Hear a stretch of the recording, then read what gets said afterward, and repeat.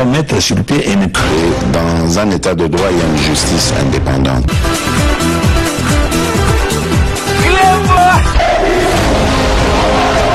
Ce n'est pas pour rien qu'il faut des conseils.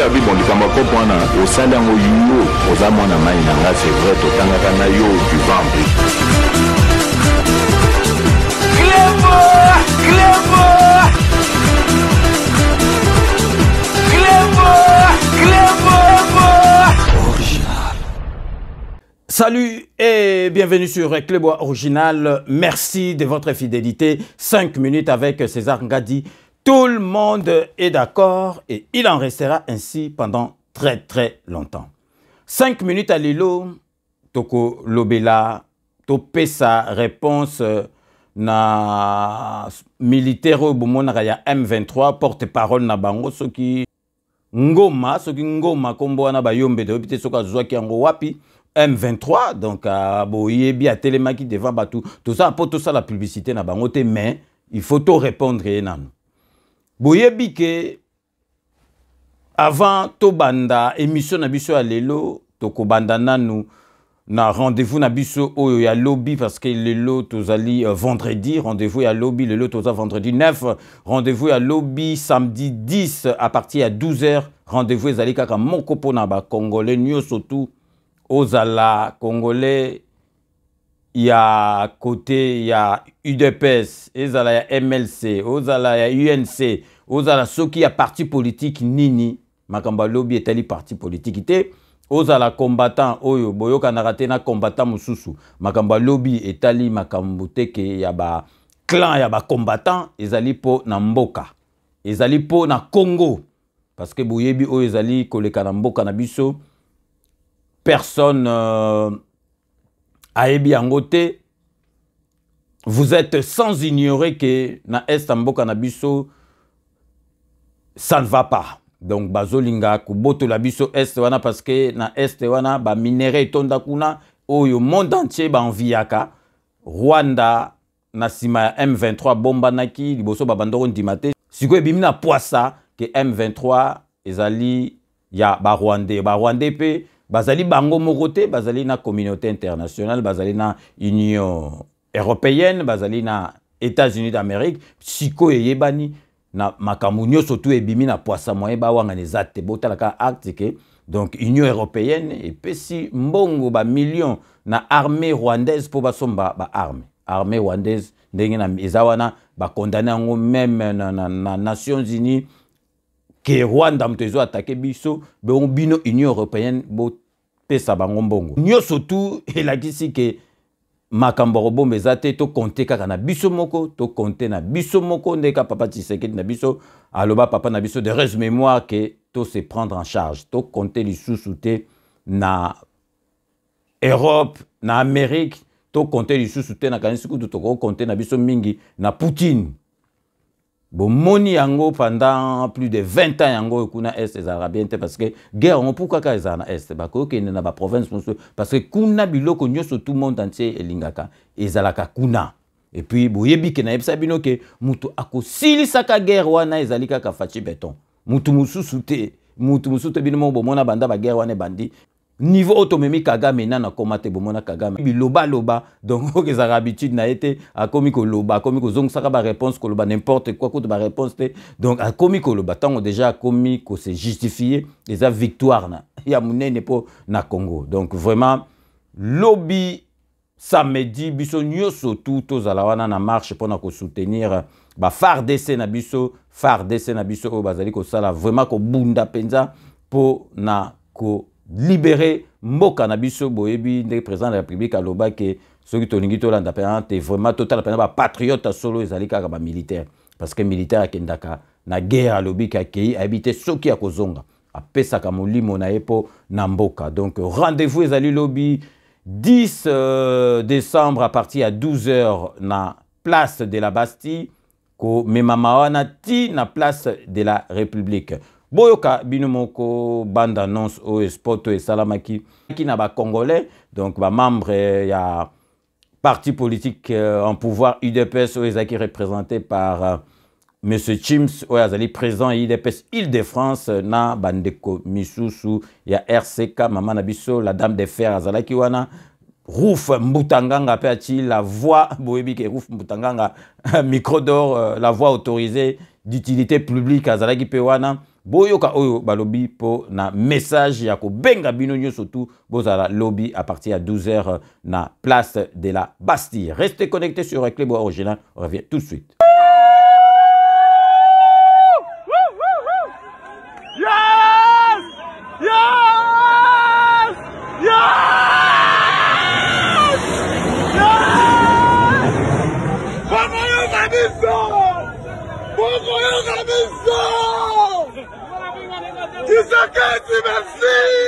Bote bana mboka bana kongomani basi mibali batatana bana tosangani awa pona kolakisa bino ete mboka eza na situation ya mabe. Jeunes, vieux, partout où vous êtes ici en France ou dans d'autres pays ici en Europe. Tozali ko organiser marche munene na kati ya mboka Paris oyo kobanda ekozala le 10 décembre, ça veut dire samedi oyo kolongwa Auto Bastille na 12h kino na République. Venez nombreux montrer au monde que nous sommes tous unis contre l'agression rwandaise, contre l'opacité de la communauté internationale. Peuple africain, peuple du monde, le génocide de la République démocratique du Congo a atteint son summum en crime contre l'humanité. Des montagnes et des montagnes de corps sont posés les uns au-dessus des autres. Et de là ruisselle le sang, des litres et des litres de sang qui inondent bientôt tous les eaux. C'est le moment de choisir son camp. Le camp de l'humanité ou le camp de l'obscurité? Le camp de l'humanité, c'est de marcher ensemble avec la République démocratique du Congo, avec les Congolais le samedi 10 décembre 2022, de la place de la Bastille jusqu'à la place de la République. Nous marcherons pour crier haut et fort que nous sommes prêts à nous battre contre les agresseurs qui agressent la République démocratique du Congo. Ils ont été identifiés au nom du Rwanda, mais nous savons pertinemment que c'est l'Occident, l'impérialisme, le néocolonialisme, tout cela qui aujourd'hui continue de combattre la République démocratique du Congo, parce que nous sommes le scandale géologique. Parce que nous sommes le pays où il y a toutes les richesses du monde. Parce que nous sommes le pays qui nourrit le monde entier. Voilà pourquoi nous sommes agressés en République démocratique du Congo. La jeunesse, nous nous battons pour vous. Mais vous devez être à nos côtés. Car c'est votre héritage qu'on est en train de saboter aujourd'hui. C'est votre héritage qu'on est en train de détruire aujourd'hui. Alors, peuple français, peuple du monde, la jeunesse congolaise, la jeunesse africaine, venez tous ensemble le samedi 10 décembre 2022. Bastille République. La France, les Français, vous connaissez votre histoire. Aujourd'hui, les Congolais vont écrire la leur.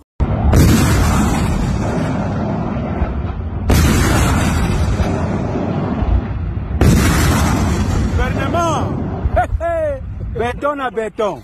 Peuple du monde, peuple africain, peuple congolais, amis de la République démocratique du Congo, l'heure est grave. La démocratie, le droit à la vie vous interpelle. Venez tous manifester votre mécontentement contre la balkanisation de la République démocratique du Congo, contre les amis, ceux qui soutiennent les terroristes. Nous disons non, non, non à l'agression du Congo. Venez ce samedi 10 décembre à la place de la Bastille. Marche pour la paix au Congo, de la Bastille à la place de la République. Venez, venez, venez. Soutenons la République démocratique du Congo. Congolais de tous bords, membres de toutes les associations, de tous les partis politiques, sans distinction. Tous pour le Congo.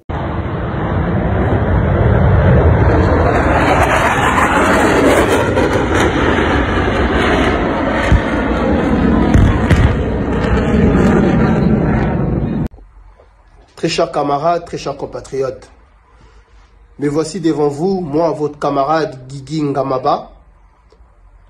Je suis devant vous pour vous interpeller, pour faire un appel solennel à tous les combattants qui ont combattu pour le Congo et qui combattent encore aujourd'hui. L'heure est grave et nous devons saisir l'occasion pour continuer à interpeller ce qui occasionne des tueries dans notre pays.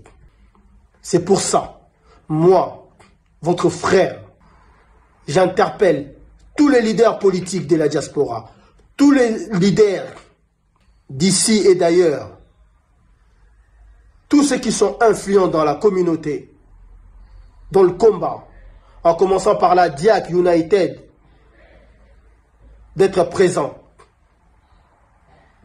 J'interpelle mes frères d'être là pour que nous nous battions encore comme hier pour sortir le Congo du trou. J'appelle à tous ceux qui se sont battus, tous les membres du RCK, venez nous rejoindre les 10. Mettons nos égos à côté et battons-nous pour le Congo. Car c'est la mère patrie.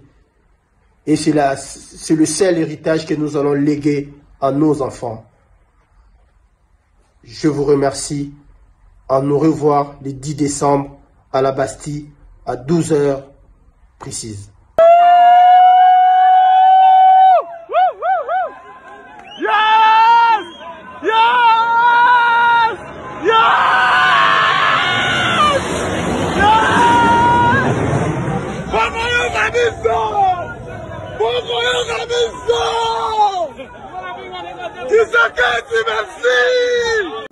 Bandeko na ngai, papa mama mwana, bandeko, mabele na biso ezali kokende, kotala mokonzi te, kotala ndeko te, kotala voisin te, tala nde eteni ya mabele na yo kotika pona bana na yo, bundelango, tango ekoki. Congolais telema, mama, mama, na bele libino ba mama. Soki yo telemi, papa kolanda bana bakolanda. Et l'on ensemble le samedi 10 décembre 2022, Totambola de Bastille jusqu'à la place de la République. Oazali na passe à Makolo. Problème ezate mukolo wana nzamba fumuki mbango akopesa o makasi poto tambola. Oazali na maladie mukolo wana nzamba akopesa makasi poto tambola. Potango ekoki congolais. Totelema et longo ensemble une fois pour toutes. Tobeta mesa to bunda pe to longa. Et tumbao ezali ya biso bandeko. Ezali ya mutu mususu te. Mopaya ko bundela biso te.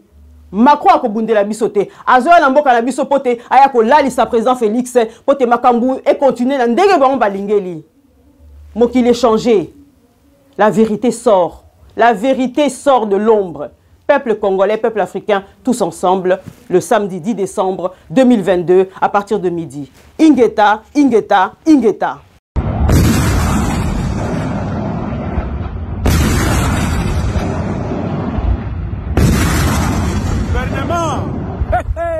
Béton à béton. Congo Nabiso ezali un et indivisible. Congo ezali kaka moko. Telema congolais. Debout congolais. Na bandi boyoki.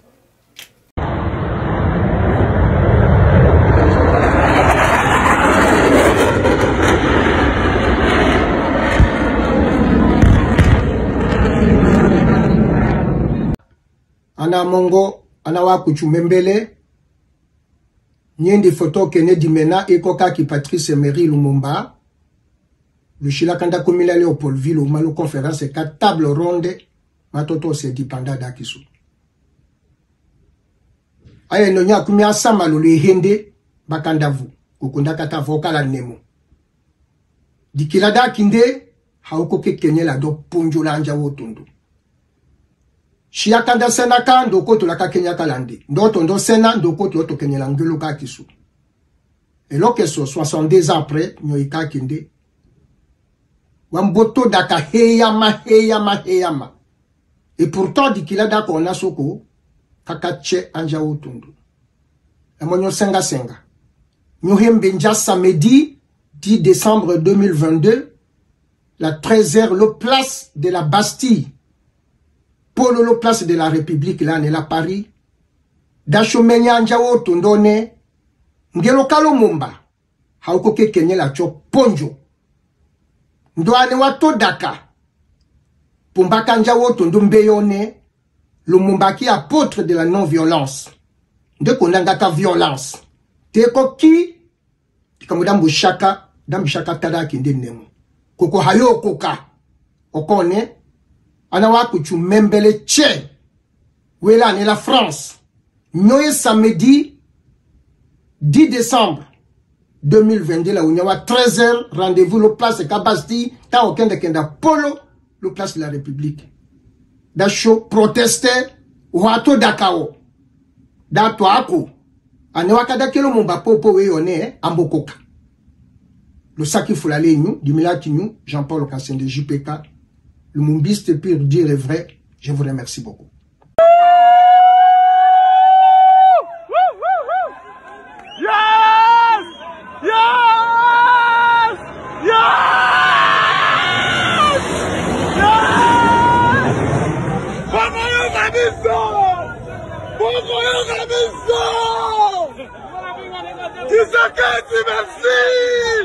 Donc rendez-vous bisogno surtout tokozala on a rendez-vous ezali lobby à partir à 12h na place de la Bastille et comme mabisoti na place de la République poto la bolingo na biso soutien na biso à 100% na ba FARDC na biso.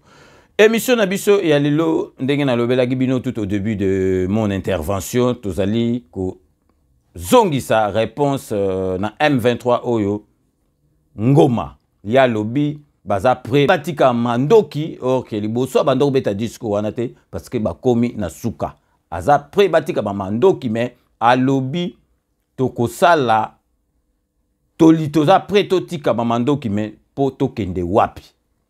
Donc biso tolingina tuna na 5 minutes yozo tuna otika mandoki okende wapi. Bon avant bo attaquer biso kuna na est bozalaki wapi? Bozalaki na Rwanda, donc direction na bino ezali bozonga esika bozalaki na Rwanda, donc esika na bino ezali na Rwanda parce que bino boyebi bino moko ke ba congolais constitution ba sala na mboka na biso na bité soki bato na babana ba melaki lo toko ou bien whisky ou bien bazalaki ba sous effet lo pipi to ebité ba makambo baton ba commande ba article kuna constitution na biso ezali ba sala ki ngo donc taillé sur mesure pour ba étranger ba kotaka ba loba na katike bateau tout wana ou basala ba rebelle wana banani wana ne soki mama solo sili bakoiko réintégrer FARDC est-ce que ça là et comment manakati ya mokanda oyo mboka na biso neti dictionnaire mboka na biso neti bible mboka na biso oyo ezali constitution mboka na biso donc bazonga na kati babando sala ngo na kanabe soki sali ndenga na bazongi na kati après aller ba se préparer ba biloko tout bazwaki na côté ya guerre ba minéré tango esila bazongi lisusu mais avec Fati Béton et ko sala makate donc biso to ebisi ngoma ya M23 zonga esika bozalaki avant bo attaquer biso bozalaki na Rwanda bozonga na Rwanda soki bozali nesika okendete bomi boma. Salus Populi, suprême l'ex-Est. Donc, le salut du peuple doit être la loi suprême. Ça, pour les faire ça, réponse à un mouvement.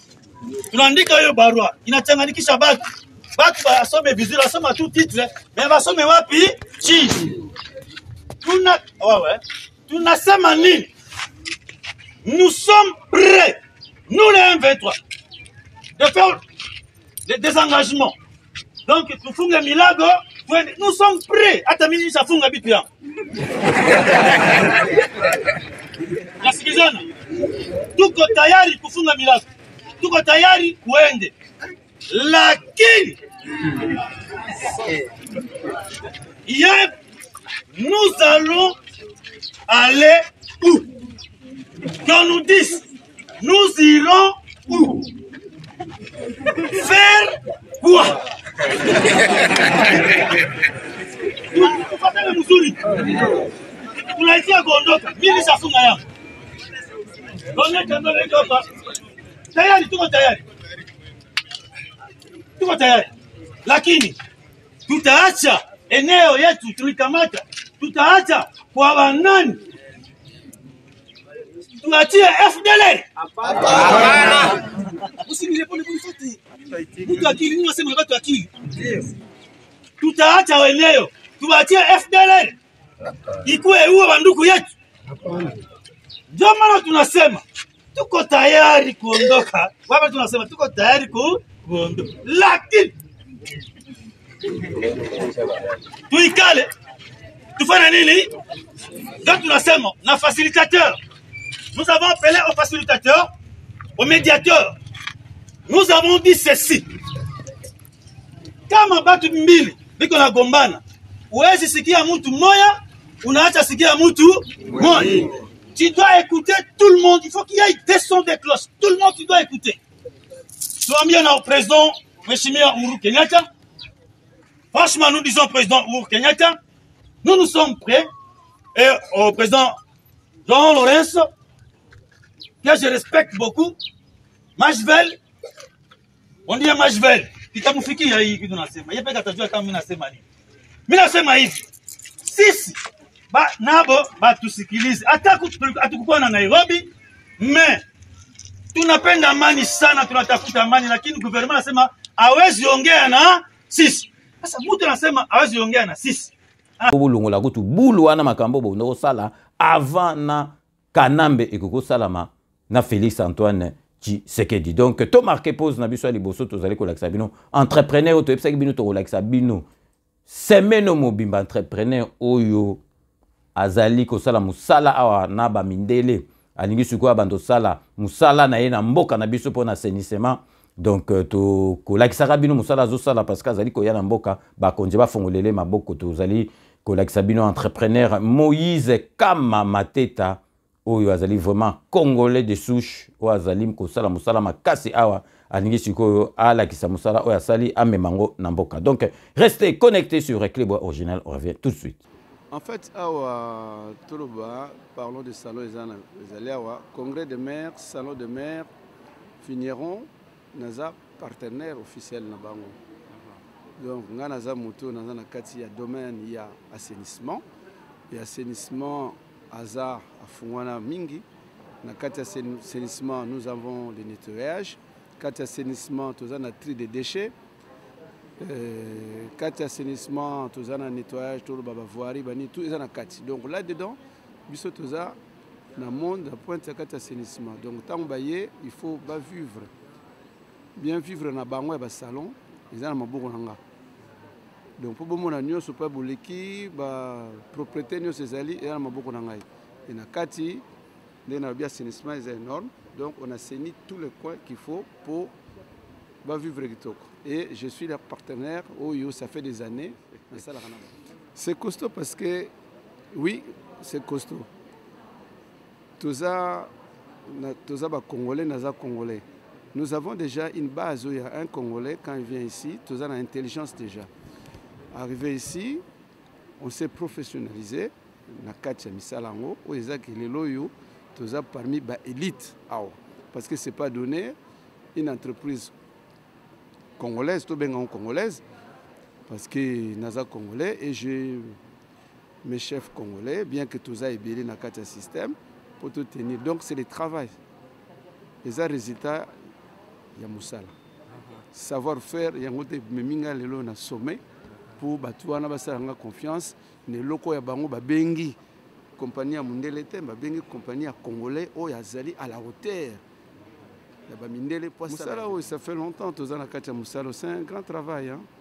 Donc ça fait plus d'une dizaine d'années, quand on parle du personnel, il y a personnel de base, il y a personnel au Bayaka suivant l'événement.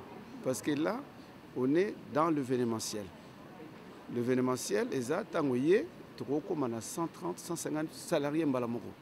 Parce qu'il faut qu'on arrive à faire ce qu'on doit faire. Donc, en une semaine, on a 150. Semaine prochaine, l'effectif est à 60. Donc tout dépend. Il y a un marché dans le moment où il y a une augmentation. Donc là, on tourne. Je donne l'exemple moi de novembre. On a travaillé au moins avec 230 personnes.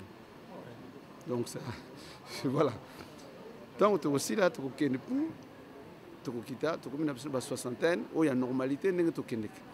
Voilà, événementiel, ça augmente suivant ce qu'on fait. Moko Boiti Kolanda, merci Nandeko Nabiso to féliciter Makas parce que musala oyazali ko sala ezali ko mona na pota lingi penza sikoyo à faire profiter ngo na bana mboka boyebi assainissement kuna na mboka na biso penza ezali pasi bomona ndenge banzele tondaka na mai ba plastique donc yé azali na solution donc solution ya biloko nyoso to wana na kota assainissement ezali Moïse Kama Mateta. Donc tozali toujours kokoba donc poto yebisa ngoma liboso olelaki tomonaki olelaki olobi ke guerre yango ezalaka bote ndenge bakomi kotirer bamasasi donc batieli biso baavion oyo baavion de chasse bongo sikoyo kanisaki guerre yango donc tozosala yango na lance pierre donc comprenaki te yokanisi donc guerre akalaka ndenge ezalaki baminduki moko so ya bamarke wana bozoyeba te ke guerre oyo ya mbala oyo ezali FARDC ya faci beton bomonaki ndenge abandaki kolela ngomo oyo abandaki kolela oyo sikoyo ekomi nini boimagine bakomi kotire bato bongo sikoyo na guerre yokanisi batiraka banani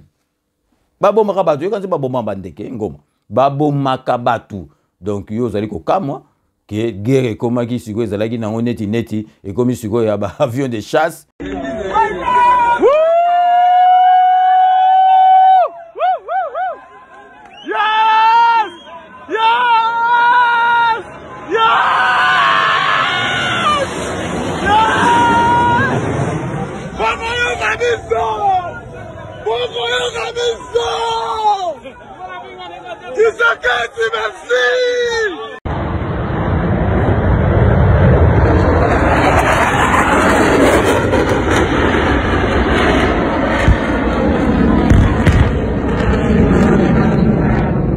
Et puis, si vous avez komituna, soki okozonga wapi. Donc, direction na bino, ezali mbala moko na kati ya Rwanda. Avant que sous to konye masolo na biso, to zali ko lakisa bino ke boye bake honorable Zakari Bababasoe azali na Dallas. So kuna ya la conférence débat moko na thème ya Congolais unis pour vaincre le Rwanda. Donc, bozomo nezo kenekaka na masolo kaka ya makambu ya Est to sengi na bino nyoso tu bozali na Dallas ope bazali na ba ville moko environnante ya Dallas donc ba ville frontalière na Dallas na pembeni bosala nyoso tu boya ko assister na conférence débat oyo Zakari Bababasoe ako sala na Dallas to tikibino bolanda bande annonce oyo salamaki relative ya conférence débat oyo koleka na Dallas avec l'honorable Zakari Bababasoe. Et c'est que le 17 décembre oyo na ville ya Dallas yemoko le député sans frontières honorable Zakari Bababasoe mokonzi alinga la facile à couper ça conférence débat et si kwa pekoyana na mituna ndenge na ndenge ya bana ya mboka o bazala kote kuna mingi bakosolo avec impact pe idéologie. Suite ya agression oyo ba Rwandais bazali ko sala na mboka na biso République démocratique du Congo yango wana communauté congolaise ya Dallas to X kuna na États-Unis d'Amérique ba organiser mo bangé na conférence débat avec Kolonzulu Câble, l'homme avec multiples idéologies.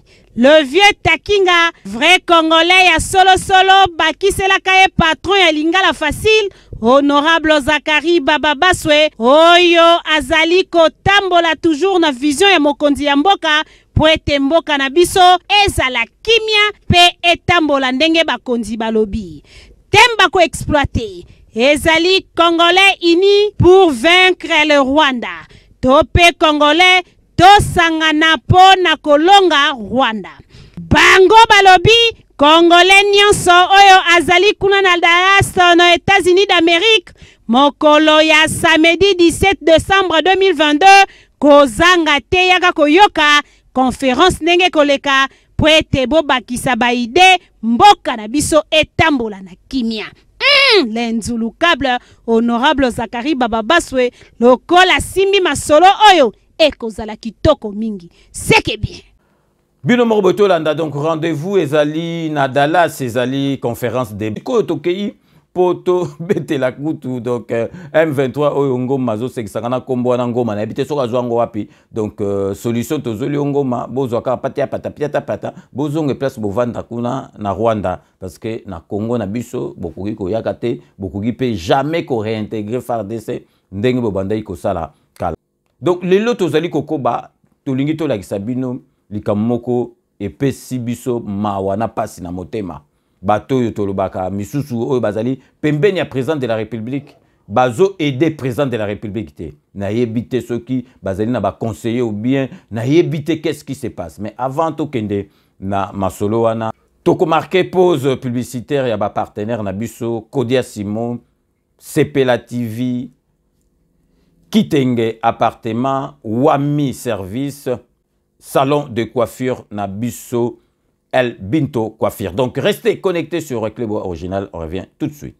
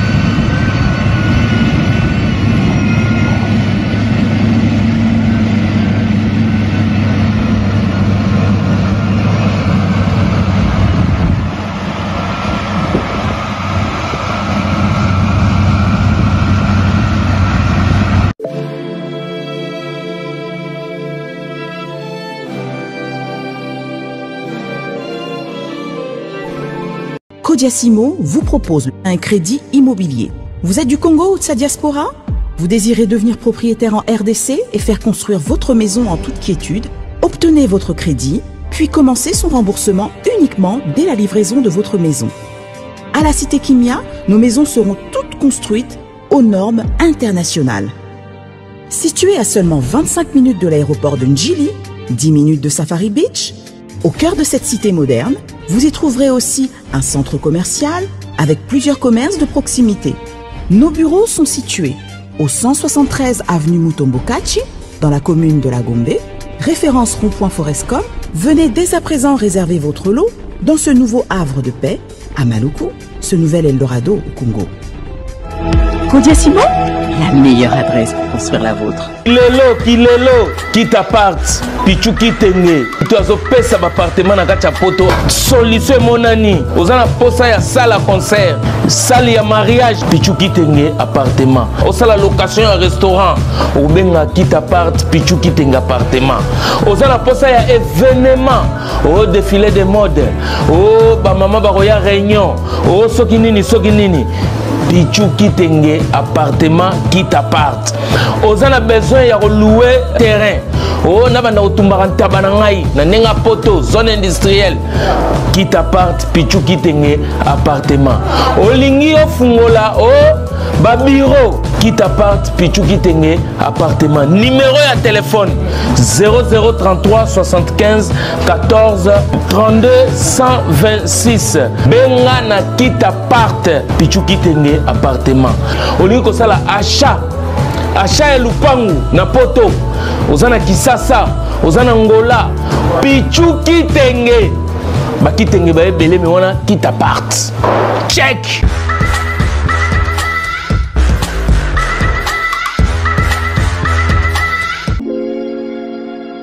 Sepela TV ezali décodeur ya Banamboka. Sepela TV différence nango ezali na ba décodeur mususu o tozalaka nango na kati ya ndaku. Sepela TV botala ngo ezaka mukie. Eza mukie olingi ko voyager ozu yango o voyager nango.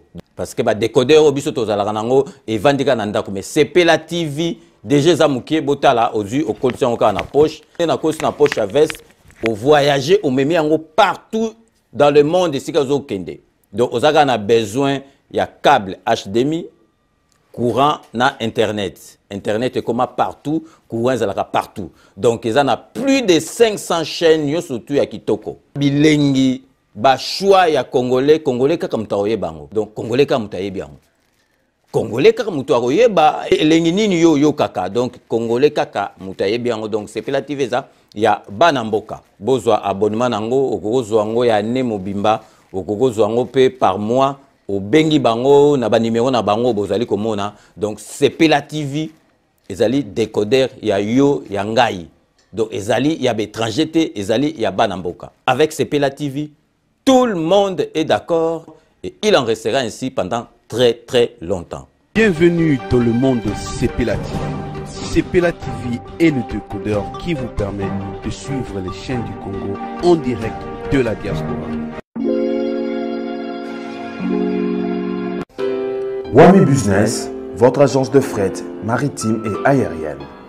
Vend des produits importés, lait de beauté, vin rouge, blanc, rosé, sel, sucre, désodorisant, eau de javel, savon de Marseille, casseroles et divers articles. À Kinshasa, nous sommes sur l'avenue Maringa 83, direction Assosa dans la commune de Kassavu. Pour plus de contacts, appelez-nous au plus 243 85 018 22 17 0033 75 80 96 032. Wami Business, toujours la qualité. Sur Paris, nous sommes au 5 boulevard Ornano 75 018. Wami Business avec Mama Mireille Wankaki, toujours la qualité. Chez Elbito Coiffure, toujours, ça marche comme ça là, avec la solution là. Toujours.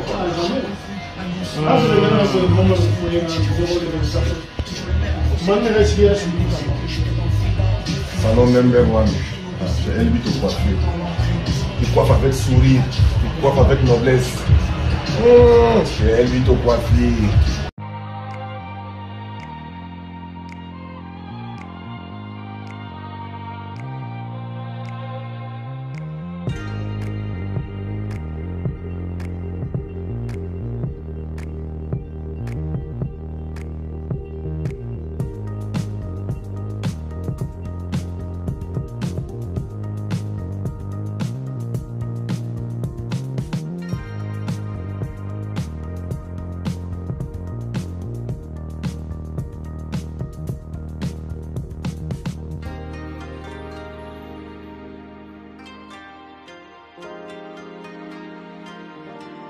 De retour sur le plateau, merci Nabato Yoba Witiko rejoindre Bisso après ma bande annonce Nabiso. Merci na fidélité Nabino, merci Nabato Nyo surtout bazali ko pesa confiance na ba partenaire Nabiso parce que bango pe ba pesa Nabiso confiance ndenge na pesa Rabino ke ezali sous forme na bango ya ko aider chaîne Nabiso bazwa ba espace ba futela ngo mbongo par rapport à la publicité na bango et puis tozali pe ko en profiter de l'occasion na 4e émission oyo pona ko senga na bato bazali mitema malamu oyo balingi pe ba aider chaîne bo hésiter te ba possibilité nyoso ezali pona aider chaîne virement bancaire donc ba western et puis PayPal nyoso tout ezali bo bengi biso et que ça la biso plaisir mingi parce que to travaillaka na ba moyen de bord na biso moko sikoyo to lingi to la sabine loko to lobaki to moni yango bo et vraiment etamboli na ba réseaux sociaux to lingaki vraiment awa pe na 5 minutes to loba parce que awa vraiment soki to lobi boyebi kezali canal moko ba konji batalaka ba te belé batalaka to moni soni ministre moko ya mboka na biso aye penza na cortège cortège aye kotala nini lancement ya fusée na bité soki fusée wana eza ese soki linga okende ko poser biloko nini na sanza to yebite to boité ko encourager ba inventaire ya mboka na biso bana mboka surtout ba jeune ba universitaire ko encourager bango mais to yeba totala ezali eloko nini bo moni penza ministre aye ko tala soki soit disant lancement ya fusée moko mais fusée wana to kolakisa bino ezane tu jouer kaka ya bana basaka na poto to kolakisa bino ngo mais ministre alongwe penza na cortège na ba garde ko ba fongole le pota ye a passer penza tana ye atala penza fusée bino moko botala et pesa ki mawa na pasi na motema.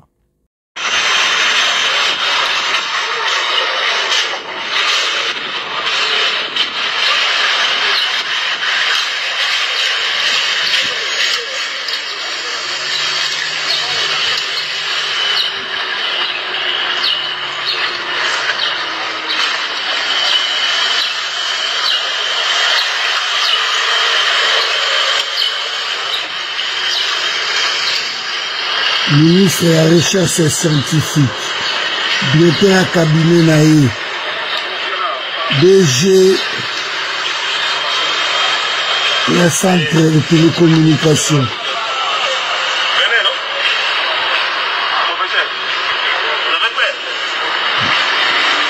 Voilà, ministre Yohana.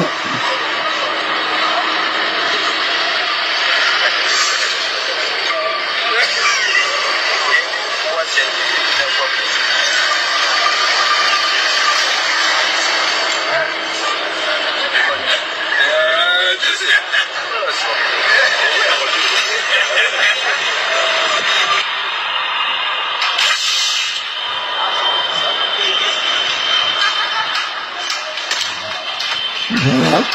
Ça t'a baby. Bon,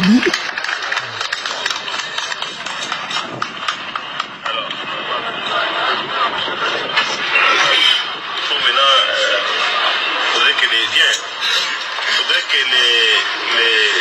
scientifiques qui apportent l'idée, on puisse voir avec le professeur les centres nationaux de télévision. Comme ça, il faut habiller ça pour bien étudier. Nous allons avoir une séance de travail avec lui. Il nous explique ce qu'il a fait et puis on va étudier les systèmes pour voir si on peut développer et améliorer les... Tu as fait que la mécanique.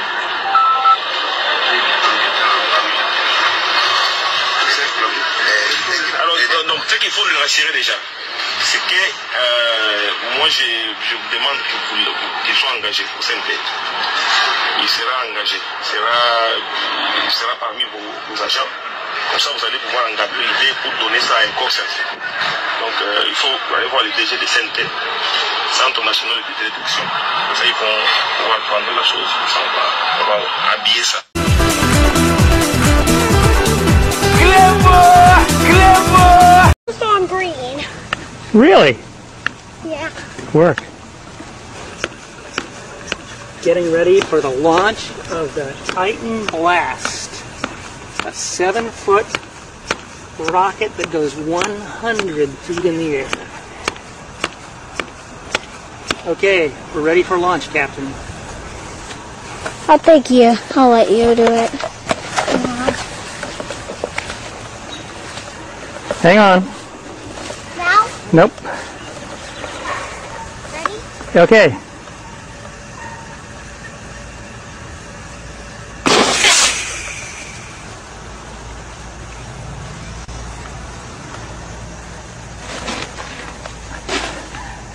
Oh no! It's a tree landing! Vraiment, makambo boy, est-ce que ministre vraiment ko se déplacer? Ako tinda ta ba conseiller, est-ce que ministre penza azala ba conseiller, est-ce ngai penza nazo se prendre penza la tête na ministre était parce que ministre avant se déplacer, il faut tout na ba conseiller ba conseiller, ba epse que des makambo trop. Donc aye penza sérieux penza donc avec un air sérieux. Donc aye penza ko tala ba makambo biso to mona ngeza ba bêtise. Donc ministre penza ye ok ministre l'aime sous bateau à solo ba koyana ba projet solo ba zo senga audience ba koyamba bango te ministre atiki bureau na minute wana ngo sala makambo sous mais aye kotala penza fusée oyo na ba poto ezane tu jouer donc vraiment bongo siko to na ministre ndenge kwela wana to ba pa kwela bongo soko kwela ke tout do ye ko même na mbonchu bien na du kosi ministre ngo suka wapi. Donc, bah, conseiller, pensa pourquoi le ministre était binomo boyenan botali si quand parce que avant de faire déplacer autorité mounen faut binomo boye botali lo comme pour autorité ya. Donc bino tout piata. Si qu'on ndenge quoi qui ndenge no ndenge quoi qui na so e quoi résuyo ministre na mboncho bena du kosi. Tongo ko suka wapi. Donc vraiment bato baza pembe na mokonzi bo aider mokonzi za na ba premier belé ya ba guerre azozong sa mboka na biso kende do ba aventure aboye.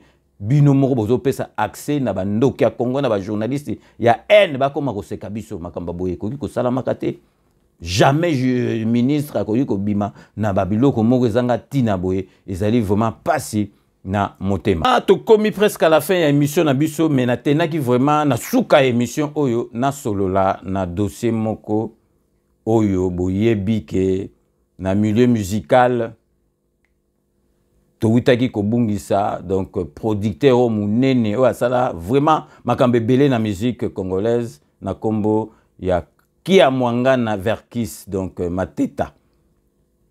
vie na biso VV édition VV na kanisi na musique congolaise mutu moko a habité dans les années 80 asalaki ekiri moko et bandaki kopesa ba instrument na ba musicien bazaki na langa stars donc Grand Zaiko Awa donc Empire Bakuba ekiri Victoria Leison ekiri wana et aider ba musicien ebele toyebi ke vie na biso azaki souffrant ayaki kotika biso siko tozali kokende dans kanisi presque ba 1 mois et demi awa corps na ezali kobimate ngana lingi na solo la vraiment na ba musicien totia nanu vidéo oyo waze kwa azali responsable ya matanga wana toyokaye makambo alobi concernant enterrement oyo esalami te tilelo ya viena biso Verkis Kiamwangana Mateta mbote mingi bandeko nyonso ya imiko esika tozwami par respect dans le bino na sala elema oyo po mikolo ezoleka mingi ba question eza ebele corps ya papa Verkis dans kolonini qu'est-ce qui se passe il fallait na sala elema oyo po na kwa website bino tokomi wapi na ba démarche ngai ndeko na bino Félix Wazekwa oponaki na sala président ya organisation ya Bobsek ya papa Verkis. Voilà, donc là on a rôle tout de suite ezali que ba démarche ba to bandaki yango ngai na famille à papa Verkis, en particulier VV Jean-Yves to bandaki ba démarche oyo pour tout ça la nyonso tout seconder quand même au gouvernement parce que bah, il faut résoudre ça partout pour tout ça va moyen pour tout n'a papa Verkis. Bon, on a épargné certains détails, tout le baquet, mbongo ti et comme qui dans le ministère, dans le ministère de la culture. Voilà. Alors, depuis que mbongo est commis, mbongo est comme qui dans le ministère, tout le bas, depuis jeudi, où il y a le 24 novembre, mbongo est déjà dans le ministère. Alors, le biso va gagner le 28 novembre, pour tous dans le ministère, pour tout le yoka nini, ou va ça biso.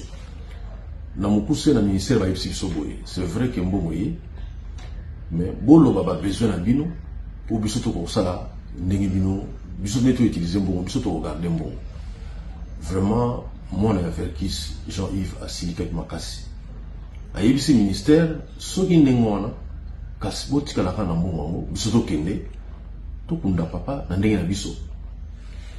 Alors bon moni na ministère ba tchaka pe quand même bato baza mayele ba mona yeki bongo za malamu te. Voilà, donc le solo est salamaki. Famille à papa Verkis, va pesa bango quelque chose. Oyo koki pona ba ko gérer matanga na niveau ya famille. Alors tant qu'on mi tour na biso siko bato yimiko, dans sala ki wana na kulutu na biso ya Salemba. Ba pesa biso $10,000 pona makambu ya organisation ya matanga. Mbongo bimaki et na ministère $204,000. On va payer ça $10,000. Vous avez imaginé bien, moyen té compte tenu à makambo yo, que si tout sur là qui en haut, on va réunir belé tout ça. Souci dans il bosse ça non pour na ba veuve. Ba veuve va ça 35. Mais ba veuve faut pas aller la mobile là bango. Ba dans cette biso ba sala ba comité ezali ba ko sala protocole mon ko la matanga wana. Mais to ko ça na bango té na likambo yo.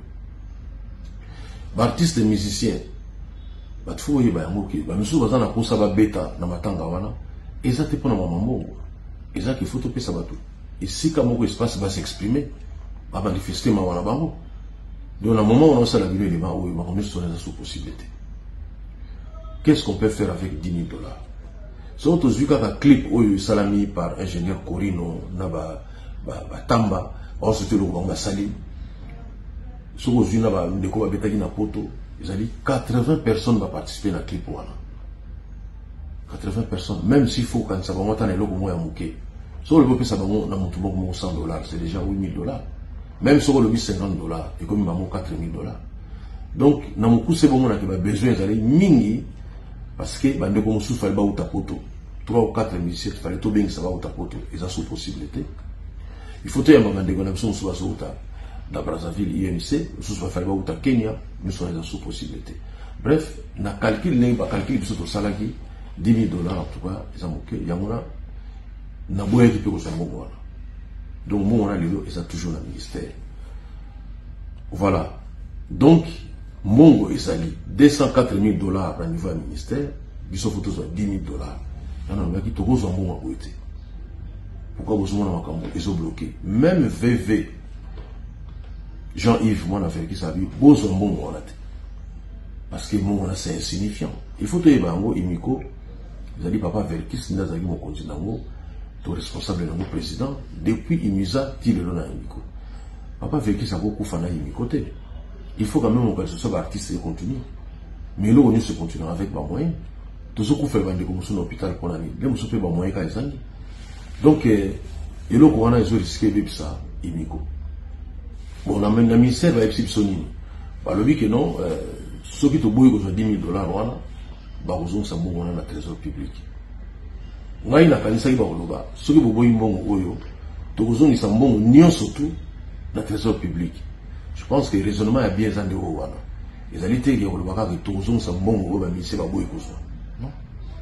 Même ceux qui ont commis 20 000 $, vous le comme tout soit gérer 20 000 $, voilà. Il faut n'avoir ça d'une vérité quoi. Donc bino moko boiti kolanda waze kwa makambo ya lobby.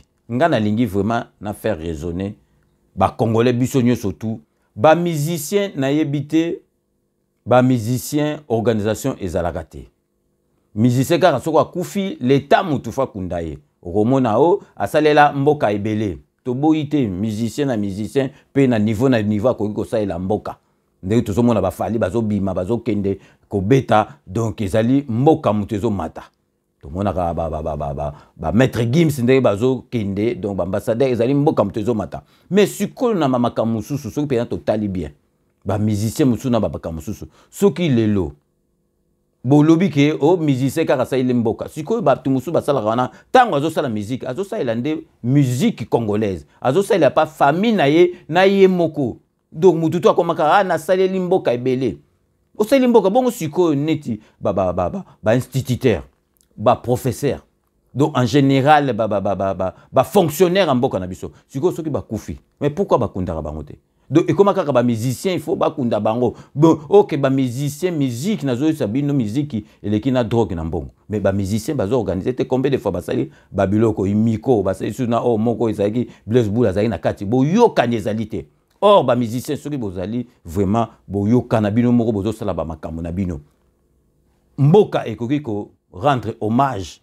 et ti ba honneur na musicien na isika ke ba ti drapeau likolo bien place ba coin staleye ou bien place ba ko kundaye eza la place mo ke l'état ya malamu mais l'état ko kika teke avanda kaka musicien kufi allez tozo zila mbongo ezo yate tozo zila mbongo ndengi ba musicien bo ka ki ba bimisa ki 200 soki combien donc il faut ba pesa bino yango bongo siko ba instituteur ba professeur nani basala kamboka parce que bazo tangisa bana classe est-ce bakundaka bango et comment na l'état pe yemoko azo encourager ba musicien neti bino boki par maga musicien te ba droit d'auteur ba musicien ezalité musicien banzembo na bango ebetaka na radio ebetaka na ba télévision donc ba droit na bango bazwaka te yango on appelle l'état bokoma na obligation ya kokundaka bango.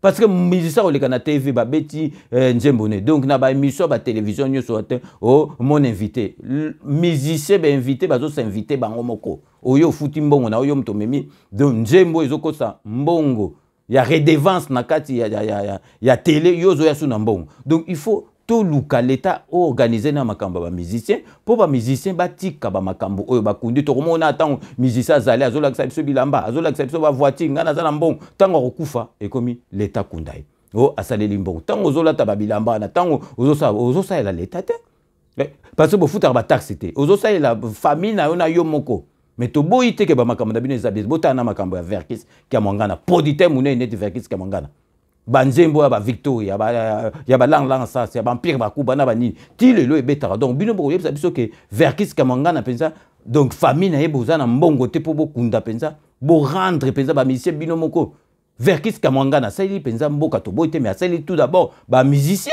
est-ce que bino moko s'organiser te et sali combien de mois tozo que presque 2 mois corps ebimaraté bakunda raté bozozila kaka tozozila mbongo boke kuna bapesi biso ndambo oyo etika do bino boniso bapesa bino 200 wana nyonso après baproblème obima tomonaki ya baproblème ebimaka awa tomone baproblème ebimaka sikoyo président de la république ya liboso oyo adébloqué mbongo soki ya imisa soki ya makambo na bino oyo ya bamusicien mbongo bobandaki koloba oyo bafuta bino te président Faci a débloqué mbongo wana ekoma ntina ministère sikoyo elongwa na banque sikoyo pourquoi mbongo wana bozozwa yango tobokama problème bozokana te ale ekomi toyokaki musicien moko tokoloba kombo na ye te alobaki ekomaki cop musicien moko monene ayokani na bamaster na ye balingi babenda likonda wana mpo bakabela yango entre bien botala kaka bamakambo bazweli bino mbongo ya badroit na bino oyo ekangamaki président de la république Faci beto bino mo bolekaki na batelevizio bolobi boreconnaître que premier président oyo asali bino malamu sikoyo mbongo wana pourquoi ezobima te parce que boyokani eza te bozaka bato moko ya baproblème bino kaka bakundaka bino mais avant tant bozana bomoyi bozolakisa bino bolakisaka biso ke bozana bambongo bozana babutan bokufi kaka il faut bakunda bino asali l'état mingi so bino bosali l'état mingi bon sikoyo bafonctionnaire bainstituteur oyo bapesaka bana baklasse baprofesseur na bafonctionnaire bakundaka bango te bozala nanu organisé botala bozokisa verkisi soni ye mutu asalela nanu bino avant salela l'état salela nanu bino mpenza ebele boza même pas capable ya kokunda ye donc verkis avandi na frigo donc bino bozozila badébloqué mbongo yango bapesaki soki 200 combien ndenge wazeko alobi ya 200 combien bapesa bino ndambo soki baopesa bile mosusu bino ndambo parce que baza na confiance na bino te donc vraiment baréglementé makambo oyo musicien nga na sengi na bino bozala organiser bino moko bosali makambo na bino mais so bafongoli bino baplace oyo ke bokoki kozwaka mbongo boyokani eza te ale mbongo ya badroit d'auteur ya bato parce que mbongo ya droit d'auteur yo so batio représenter nde mosusu ya babiloko ya badroit d'auteur eza mbongo na yo te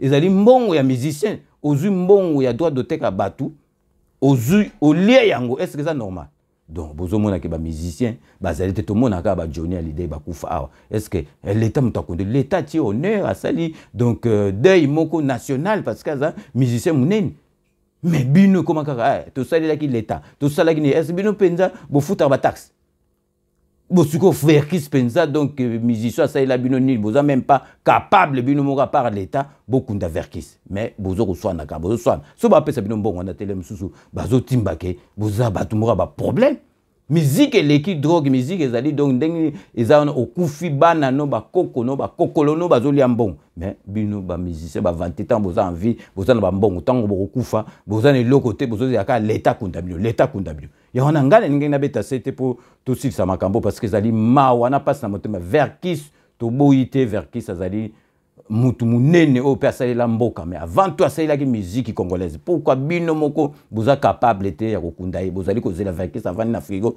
ti lelo donc kaka maneve donc ezali mpasi na mawa na motema efale vraiment nabeta sete na likambo wana donc tokomi vraiment na suka ya émission donc en guise de conclusion nazoyebisa susu ngoma oyo ya M23 ozoyeba place bokende te botika baarme bozoyeba te biso tokomema bino kaka ntina suka soki bosilisi bokilisi mandoki bozonga na Rwanda place bowitaki parce qu'avant boatake biso bozalaki wapi na Rwanda donc direction Rwanda esika na biso te donc tokomi na suka ya émission na biso ya lelo ndenge nalobaka kaka je vous laisse le soin d'en tirer vos conclusions et de me faire parvenir vos commentaires comme d'ailleurs vous en avez l'habitude. Surtout comme na suka bobika base to banda toujours na Londres na honorable Jean Moutala. Merci na nyo surtout au sala rapport na 5 minutes avec César Ngadi toujours na Kati à Londres cette fois-ci na Manchester tous allez copier ça.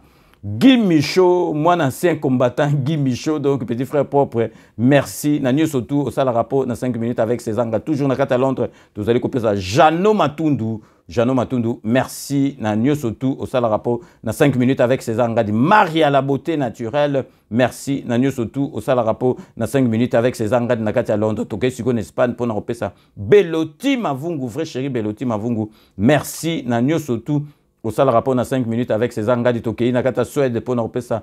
Maman Nabiso Thérèse Kamani, fidèle des fidèles depuis Degokao, merci. Nanyo surtout au sala rapport na 5 minutes avec César Ngadi.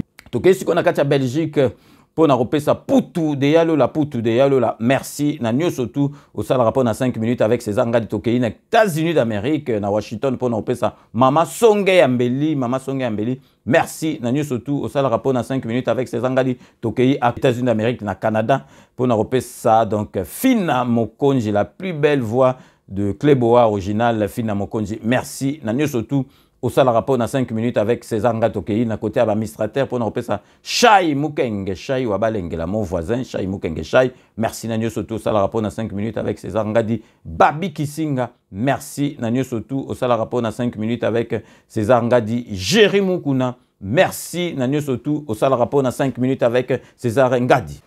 Tokei sikoyo na kati ya mboka kuna na Congo, plus précisément na kati ya Boma pour na opesa Dada Moyo, merci na nyoso tout au sala rapport na 5 minutes avec César Ngadi Totiki Congo. Tokei sikoyo na kati ya Suisse pour na opesa Ambrogénie Suissaire, merci na nyoso tout au sala rapport na 5 minutes avec César Ngadi Totiki toujours na kati ya Suisse pour na opesa Mbote na Zoro Mabiala, merci na nyoso tout au sala rapport na 5 minutes avec César Ngadi Tozenga na kati ya Paris pour na opesa Mbote na Fifi Filofaria, l'homme à la Mercedes, très très propre Fifi Filofaria. Merci na nyoso tout au sale rapport na 5 minutes avec César Ngadi. Jean-Marie Chibangu na Paris, Jean-Marie Chibangu. Merci na nyoso tout au sale rapport na 5 minutes avec César Ngadi. Tosuki sa toujours ndenge boyebi na dokotolo na biso. Jean-Paul Djamba oya sala ke mission qui toko pour na santé to sengi na bino vraiment bolandaka ngo parlons santé bo s'abonner na compte na ya YouTube ezali po na santé. Merci Jean-Paul Djamba na nyoso tout pe au sala rapport na 5 minutes avec César Ngadi. Donc c'est la fin de ce 5 minutes avec César Ngadi. Merci de l'avoir suivi. Nous allons nous retrouver avec grand plaisir dans 24 heures pour un nouveau numéro. D'ici là, portez-vous bien et à très bientôt. N'oubliez pas, tout le monde est d'accord et il en restera ainsi pendant très très longtemps. Bobo Sanate, Kanambe, Arozwa, Masolo, Nambunchu, Penadikos.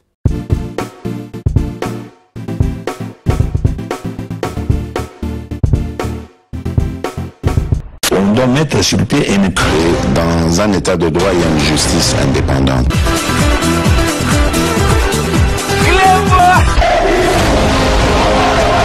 Ce n'est pas pour rien qu'il faut des causes. C'est vrai,